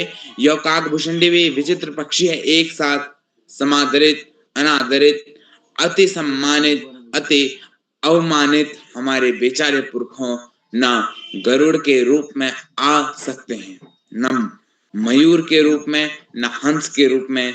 उन्हें पितृपक्ष में हमेशा कुछ पाने के लिए काक बनकर ही अवतरित होना पड़ता है। इनके अलावा जब वो दूसरे दिन आते हैं या कभी और आते हैं तो उन्हें भगा दिया जाता है। बड़ा ही अद्भुत पक्षी है ये कौवा। काकद्वय की चोंच पे 2 घाव हुए थे। जो कौवा था उसकी चोंच जो थी उस पे 2 घाव हुए थे।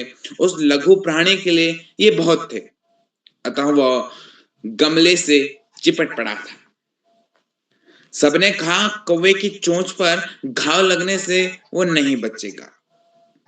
वो मुंह खोलकर कुछ खा पी भी नहीं पा रहा था। बड़ी मुश्किल से मैंने उसे खाने के लिए दिया और उसे रहने के लिए दिया। उसके बाद 3-4 घास से उसके स्कंद, रोए, गब्बेदार पूंछ और चंचल चमकीली आंखें सबको विस्मित करने लगी। हमने उसकी जातिवाचक संज्ञा को व्यक्तिवाचक का रूप दे दिया और इस प्रकार से हमने उस कौवे को बड़े प्यार से रखा। कुछ ही दिनों बाद जब हमने उस कौवे को देखा तो उसके सामने ही हमें एक गिलहरी मिली। उस गिलहरी के साथ भी हम प्यार से रहे। उन्हें उस गिलहरी को खाना खिलाने के बाद जब हमने देखा कि वो गिलहरी जो थी वो भी घायल अवस्था में थी, उसकी चमकीली आंखें सभी को विस्मित कर रही थी, तो हमने भी उसे गिल्लू नाम दे दिया। कुछ दिनों बाद कौवा तो चल बसा, पर वो गिलहरी हमारे पास रह गई। गिल्लू हल्की डलिया में रुई बिछाकर उसे तार से खिड़की पर लटका दिया। वहीं गिल्लू 2 वर्ष तक रही। वह स्वयं हिलकर अपने घर में झूलती और हमेशा मंद मंद चलती रहती और अपने ही धुन में खोई रहती। भूख लगने पर चिक चिक कर मुझे उठा देती और बिस्कुट जब मैं उसे देती, बिस्कुट मिल जाने पर उसी स्थिति में लफलफाने लगती।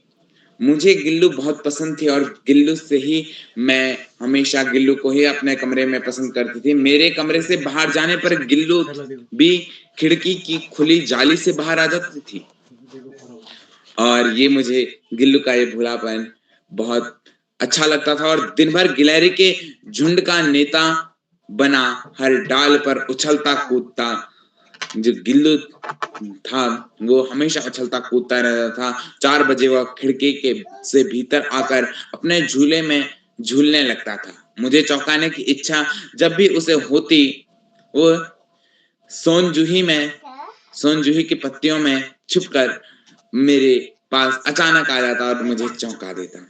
मुझे गिल्लू बहुत पसंद थी और कई बार ऐसे ही डरा के वो मुझे झूले से नीचे फेंक देता था। उसी बीच मुझे मोटर दुर्घटना में आहत होकर कुछ दिनों अस्पताल में रहना पड़ा। उन दिनों जब मेरे कमरे का दरवाजा खोला जाता, गिल्लू अपने झूले से उतरकर दौड़ता और फिर किसी दूसरे को देखकर उसी तेजी से अपने जो घोंसले में था वापस चला जाता। उन दिनों गिल्लू को अकेलापन महसूस हो रहा था और उसे बहुत बुरा लग रहा था जब मैं नहीं थी यहाँ। महादेवी वर्मा जी लिखती हैं कि जो गिल्लू था उसे बहुत अच्छा नहीं लग रहा था और उस घर में जब वो नहीं थी। गर्मियों में जब मैं दोपहर में काम करती रहती तो गिल्लू न बाहर जाता न अपने झूले में बैठता। उसने मेरे निकट रहने के साथ गर्मी से बचने का एक स्वार्था नया उपाय खोज निकाला था। वह मेरे पास रखे सुराही पर लेट जाता और इस प्रकार समीप भी रहता और ठंडक में भी रहता। गिलहरियों के जीवन की अवधि 2 वर्ष से अधिक नहीं होती। भले ही गिल्लू मेरे पास कम रहता, पर भले ही उसका अंत निकट था, पर दिन भर उसने अंत में उसने कुछ नहीं खाया और ना बाहर गया, जैसे उसे आभास हो गया हो कि वो उसका अंत होने वाला है। रात में अंत की यातना में भी वह अपने झूले से उतरकर मेरे बिस्तर पर आया और ठंडे पंजों से मेरी वही उंगली पकड़कर हाथ से चिपक गया। सोनजूही की लता के नीचे गिल्लू को समाधि दी गई है, इसलिए भी कि उसे वह लता सबसे अधिक प्रिय थी, इसलिए भी कि उस लघुगात का किसी वासंती दिन जूही के पिताब छोटे फूल में खिल जाने का विश्वास मुझे संतोष देता है। आज भी मुझे गिल्लू की याद आती है। और इस कहानी से हमें मतलब ये पता चलता है कि हम जिससे अत्यधिक प्रेम करते हैं वो हमसे भी उतना ही प्रेम करता है। महादेवी वर्मा जी गिल्लू से अत्यधिक प्रेम करती थी और गिल्लू भी उनसे प्रेम करता था, उन्हें डराने आ जाता था। तो ये प्रेम होता है। जब किसी को किसी से प्रेम हो जाता है तो वो कोई भी चीज नहीं देखता है। इसी प्रकार ज्ञानी व्यक्ति के भी साथ होता है कि हमें ज्ञानी व्यक्तियों की जाति कुछ नहीं पूछनी चाहिए, इसलिए कहते हैं जाति न पूछो साधु की पूछ लीजिए ज्ञान, मोल करो तलवार का पड़ी रहन दो म्यान। और ऐसा ही प्रेम में होता है। प्रेम में कोई बंधन नहीं देखा जाता, कितने भी संकट हो एक प्रेमी दूसरे अपने प्रेमी से मिलने जरूर जाएगा, चाहे कुछ भी हो जाए। तो इसी के साथ मैं अपनी कहानी को विराम देता हूँ। धन्यवाद। बहुत सुंदर कहानी कार्तिक जी आपने सुनाई। गिल्लू, कहानी क्या, ये तो संस्मरण है, महादेव वर्मा जी ने लिखा है, जो शायवाद के प्रमुख स्तंभ थे, और आपने वहां से शब्द भी याद किए, उन शब्दों का प्रयोग भी किया है और बड़े अच्छे ढंग से सुनाई। संस्मरण ये सभी ने, हम सबने पढ़ा होगा, इसको बार बार पढ़ा होगा, और महादेवी वर्मा जी के प्रसिद्ध संस्मरणों में से एक। आपको मैं बहुत बहुत हार्दिक बधाई देता। आज के इस कहानी वाचन कार्यशाला में कुल 13 बच्चों को प्रतिभाग करना था और उन्हें अपने पाठ्य पुस्तक की मनपसंद कहानी सुनाई। जो बच्चे जुड़े सबने एक से एक सुंदर कहानियां सुनाई और सबको मैं बहुत बहुत हार्दिक बधाई। आज की हमारे सबसे छोटी प्रतिभागी निहारिका जोशी हैं, कक्षा 1 की छात्रा हैं। उन्होंने मूली पर कहानी सुनाई।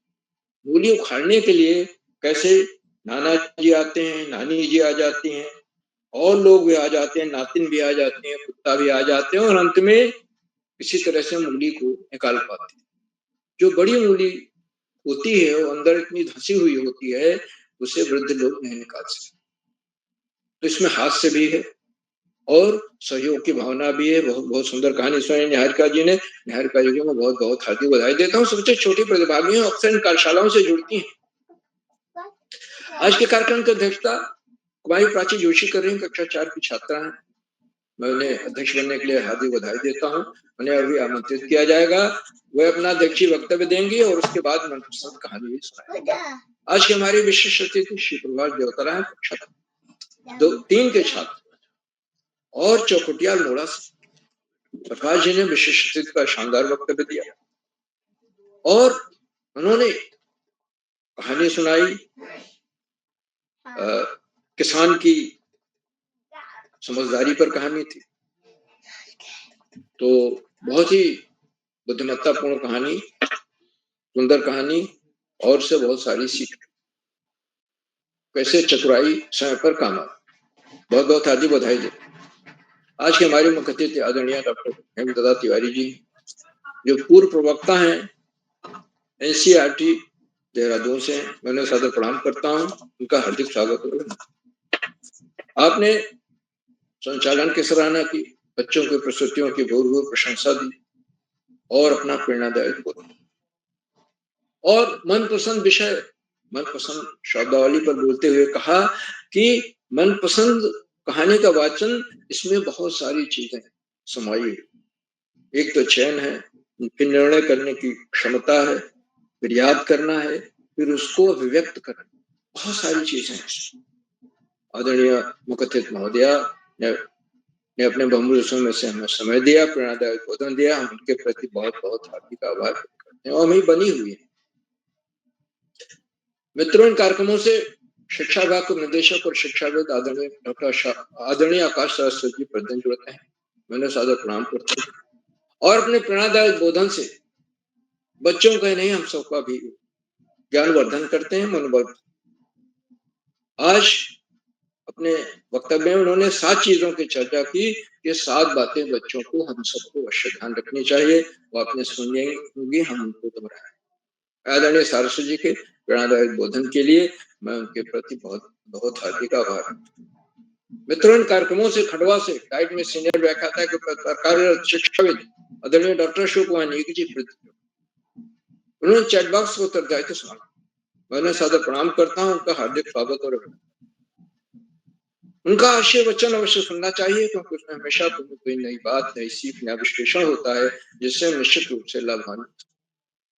साथियों, कार्यक्रमों से देश के 16-17 प्रांतों के अनेक कवि, कहानीकार, साहित्य प्रेमी, मनीषी और चिंतक भी जुड़े। उनमें कुछ नाम जो कुशल पत्रकार हैं: आदरणीय प्रकाश पांडे जी, कनक हरिद्वार से, आदरणीय रुखसाना बानो मैडम मिर्जापुर से, आदरणीय आदरणीय आदरणीय किरण पनगरिया मैडम, आदरणीय केशवदत्त जोशी, आदरणीय सुधीर तिवारी जी, आदरणीय हरीश देवतला जी, आदरणीय भास्कर पांडे जी, आदरणीय इंदु गुप्ता मैडम, आदरणीय चंद्रशेखर जोशी जी, आदरणीय मंजुलिका देवी मैडम और 16-17 प्रांतों से जुड़ने वाले अनेक विद्वान शिक्षक और विदेशी शिक्षिकाएं, आप सब प्रतिदिन हमारे कार्यक्रमों से जुड़ते हैं और जुड़कर इन्हें चार चांद लगा देते हैं। हमारे कार्यक्रमों को नई गरिमा मिल जाती है और हमारे अंदर अभिनव ऊर्जा का प्रवाह होता है। हम आपके इस लगातार मिलने वाले सहयोग के प्रति बहुत बहुत हार्दिक आभार। और मित्रों, जहाँ बच्चों और अभिभावकों का सहयोग अनिवार्य है। कक्षा 1 की छात्रा इतनी सुंदर प्रस्तुत दे रहे हैं और छोटे छोटे कक्षाओं के बच्चे जुड़े हुए। अभिभावकों का सहयोग हमेशा से हमें मिलता रहा है और उसी का फल है कि आज हम 29वां कार्यक्रम संपन्न। मैं अभिभावकों के लगातार मिलने वाले सहयोग के प्रति बहुत बहुत हार्दिक आभार व्यक्त करता हूँ। और अंत में कार्यक्रम के सुधार आधार बिंदु प्रेरणा पुरुष आदरणीय किरोला जी, जिनका तन मन धन सब बच्चों के लिए समर्पित है, मैं उन्हें सादर प्रणाम करते हुए और मंच का बहुत शानदार संचालन कर रहे श्री कार्तिक तिवारी जी को मैं सौंपता हूँ, वे आगे का संचालन करें। बहुत बहुत धन्यवाद, बहुत बहुत हार्दिक आभार। कार्तिक जी।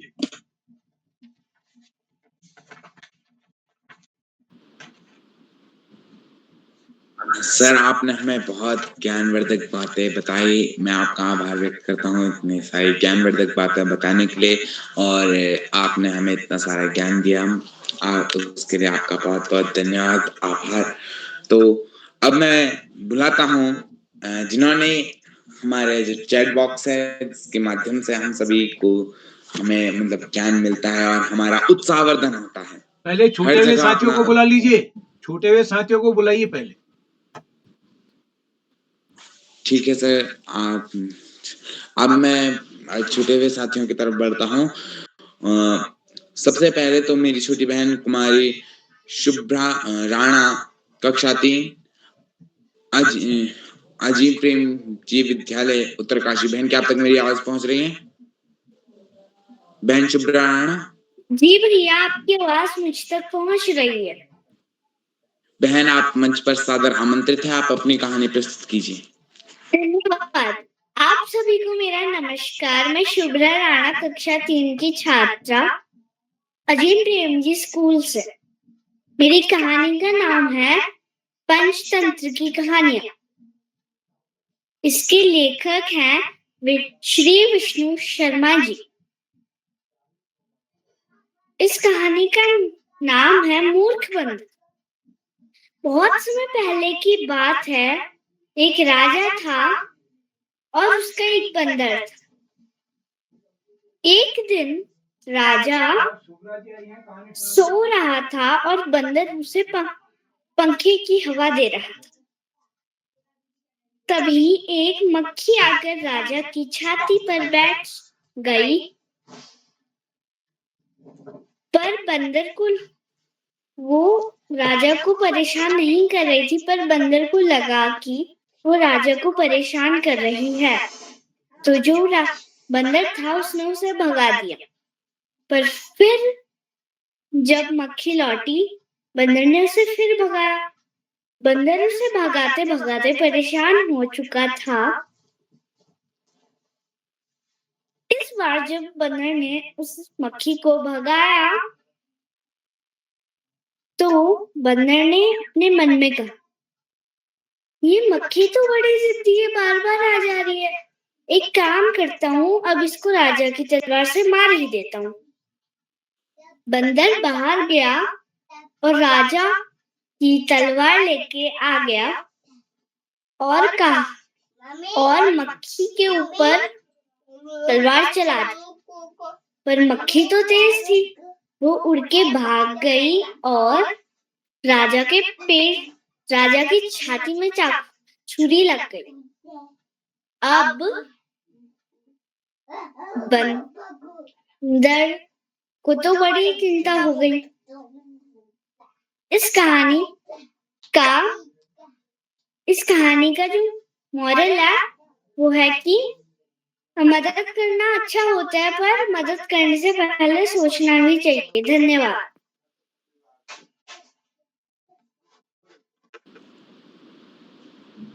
बहन, आपने बहुत सुंदर प्रस्तुति दी और बहुत अच्छी प्रस्तुति दी। आपने बहुत अच्छी कहानी सुनाई।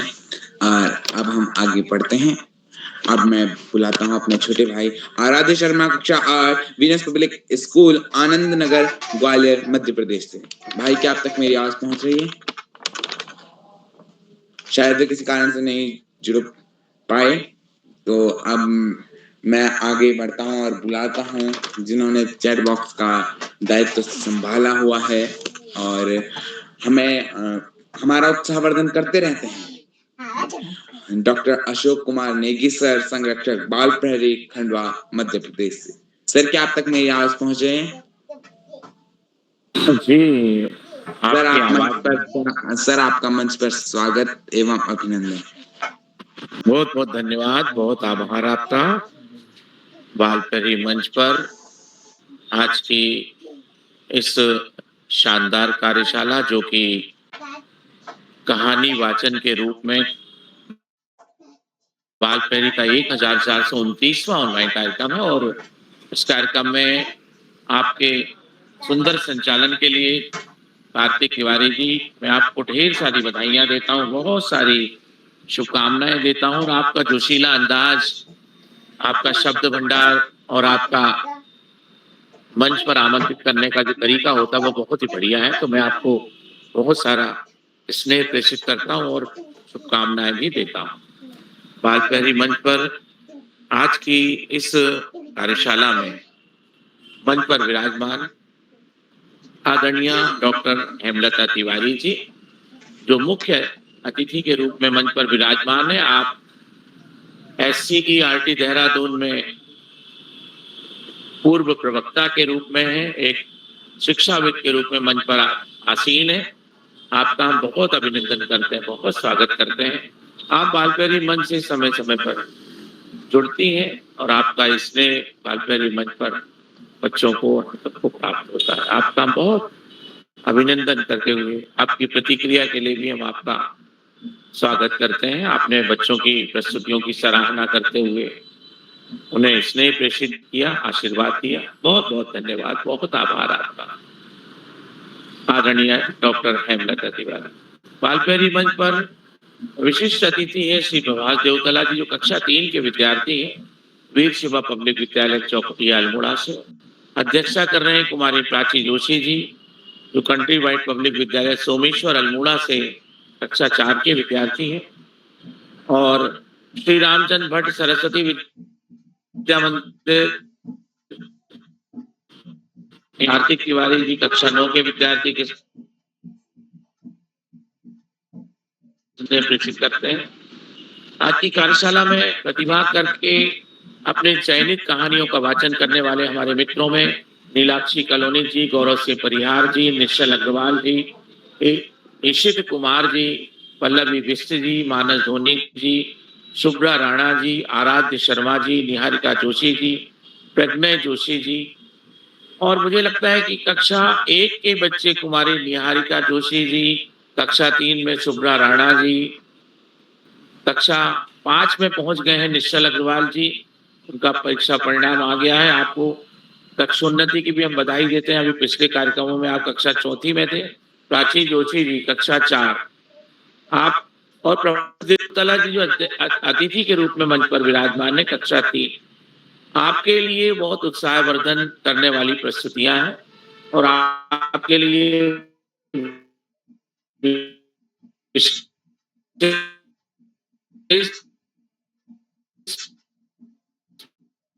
बधाइयां। सभी बच्चों को मैं बधाई देता हूं। आप सभी बच्चों ने अपनी चयनित कहानियों का जो कि आपके पाठ्य पुस्तक की कहानी थी उद्धरण का और वाचन का जो तरीका था अपने आप में अनूठा और निराला तरीका था और उन कहानियों को आपने अपनी कहानियों को जब वाचन किया तो उनमें से कुछ चीजों को लेने का प्रयास किया जो बच्चे कल जुड़े थे और उन चीजों को देख रहे थे। कहानी में हर पात्र की अपनी खासियत खूबियत होती है। कुछ पात्र ऐसे होते हैं जिनमें कमजोरियां होती हैं और जब हम कहानियों में घटनाक्रम को, कथ्य को देखते हैं और हकीकत को जानते हैं और फिर उसके निचोड़ पे आते हैं तो हम अपने जीवन में कहीं ना कहीं उसके संदर्भ को देख के उसका कुछ ना कुछ फायदा उठाते हैं। तो आज की कहानी प्रस्तुतिकरण में भी मैं सभी बच्चों से यही अपेक्षा करूंगा कि आप भी कहानियों के कथ्य को, कहानियों की हकीकत को और कहानियों के निचोड़ को जानकर अपने जीवन में उसका लाभ उठाएं।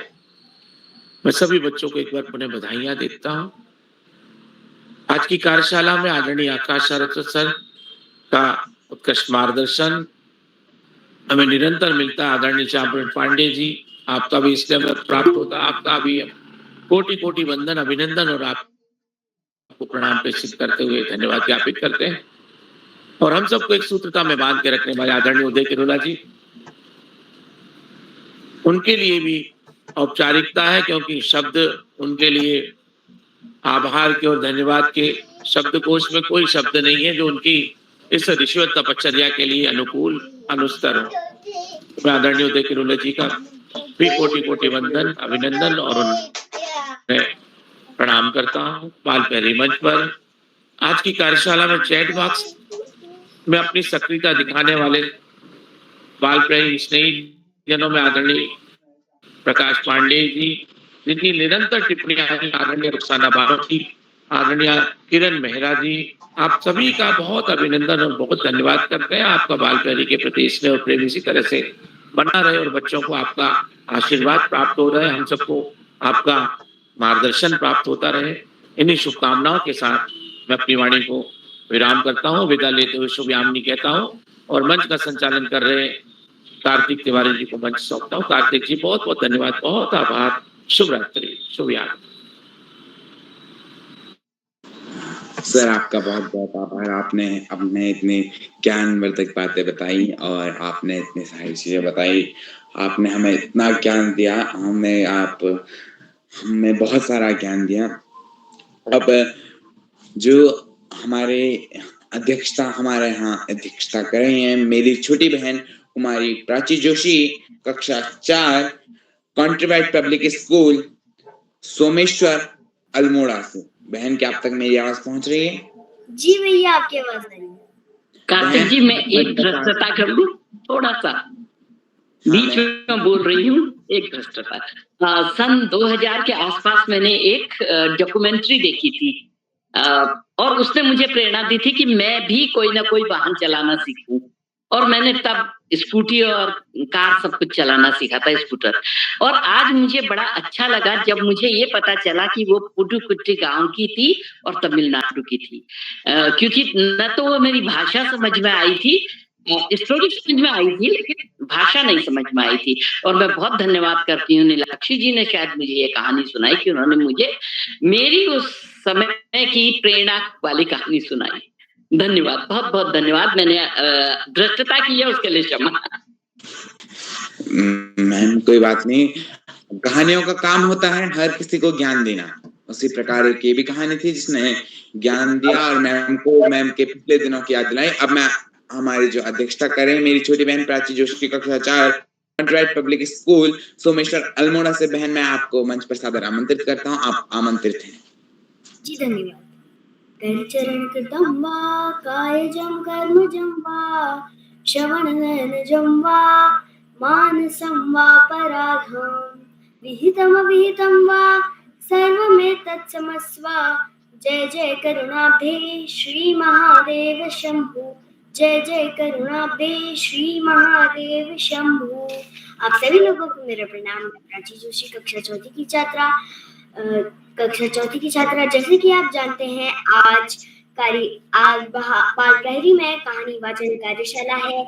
इसमें सभी बच्चों ने अपनी पाठ्य पुस्तक से कहानी सुनाई और आपको सर्वप्रथम ये भी पता होगा कि आज बाल प्रहरी का 1429वां ऑनलाइन कार्यक्रम है। सर्वप्रथम मैं आदरणीय किरोला सर को धन्यवाद करना चाहती हूँ क्योंकि उन्होंने फिर से मुझे अध्यक्षता करने का मौका दिया। इस पटल में मुख्य अतिथि हमारी डॉक्टर हेमलता तिवारी मैम, विशेष अतिथि मेरे छोटे भाई प्रभास तल्ला। आज के इस कार्यक्रम में को सुंदर तरीके से संचालित कर रहे मेरे बड़े भाई कार्तिक तिवारी जी के साथ साथ सभी सभी सभी प्रतिभागियों को मेरा नमन।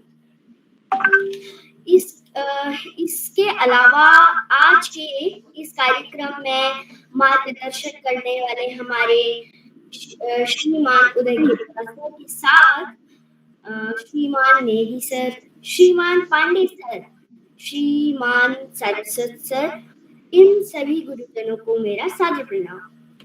सबने अपनी प्रस्तुति बहुत अच्छी दी। अब मैं भी अपनी प्रस्तुति प्रस्तुत करने जा रही हूँ। मेरी पाठ्य पुस्तक का नाम है जिम 4। उसमें मेरे पाठ का नाम है, जो मैं जिसकी आज मैं कहानी बोलने वाली हूँ, उस पाठ का नाम है एक साथ 300। इस पाठ की लेखिका का नाम है लुइस फर्नांडिस। तो मैं अपनी कहानी शुरू करती हूँ। कल की बात थी, 3 दोस्त रहते थे। एक दिन वो कहीं एक साथ जा रहे थे। इनको एक सिक्का मिला और वो एकदम उछल पड़े। तभी लड़ाई हो गई कि अरे कौन खरीदेगा इससे सामान। देखा तो तीनों ने एक साथ। तभी एक ने कहा ये हम तीनों का है, क्योंकि ये हमने एक साथ ही देखा था। तभी एक ने कहा कुछ मीठा खाते हैं। तो दूसरे ने कहा हाँ मीठा खरीद लेना, पर बहुत सारा खरीदना। तो तीसरे ने कहा अरे नहीं, मुझे प्यास लगी है, मुझे कुछ पानी पिला दो। तभी पहले वाले ने कहा अरे नहीं, एक मिठाई ही काफी है। दूसरे ने बोला अरे कृपया करके मिठाई लेते हो तो बहुत सारी लो। तो उसने बोला पर मेरी प्यास कौन बुझाएगा। तभी बगल से एक दादी आई। तो उसने कहा अरे तुम लड़ाई क्यों कर रहे हो, क्या बात है। तभी उस तीनों ने सारी समस्या उन्हें बताई और बोला कि ऐसा हुआ है और इसको ये चाहिए, मेरे को ये चाहिए और उसको ये चाहिए। तो अब हम क्या खरीदें ऐसा जिससे तीनों की चीजें मिट जाए। तभी बुढ़िया ने कहा बस इतनी सी समस्या, चलो। तो बुढ़िया उन्हें एक दुकान में ले गई और कहा कि कुछ अंगूर दे दीजिए। तभी पहले वाले ने कहा अरे ये तो मीठा है। दूसरे वाले ने कहा ये तो कई सारे हैं। तीसरे वाले ने कहा हाँ ये मेरी प्यास भी बुझा देगा। धन्यवाद। शुभ निशा।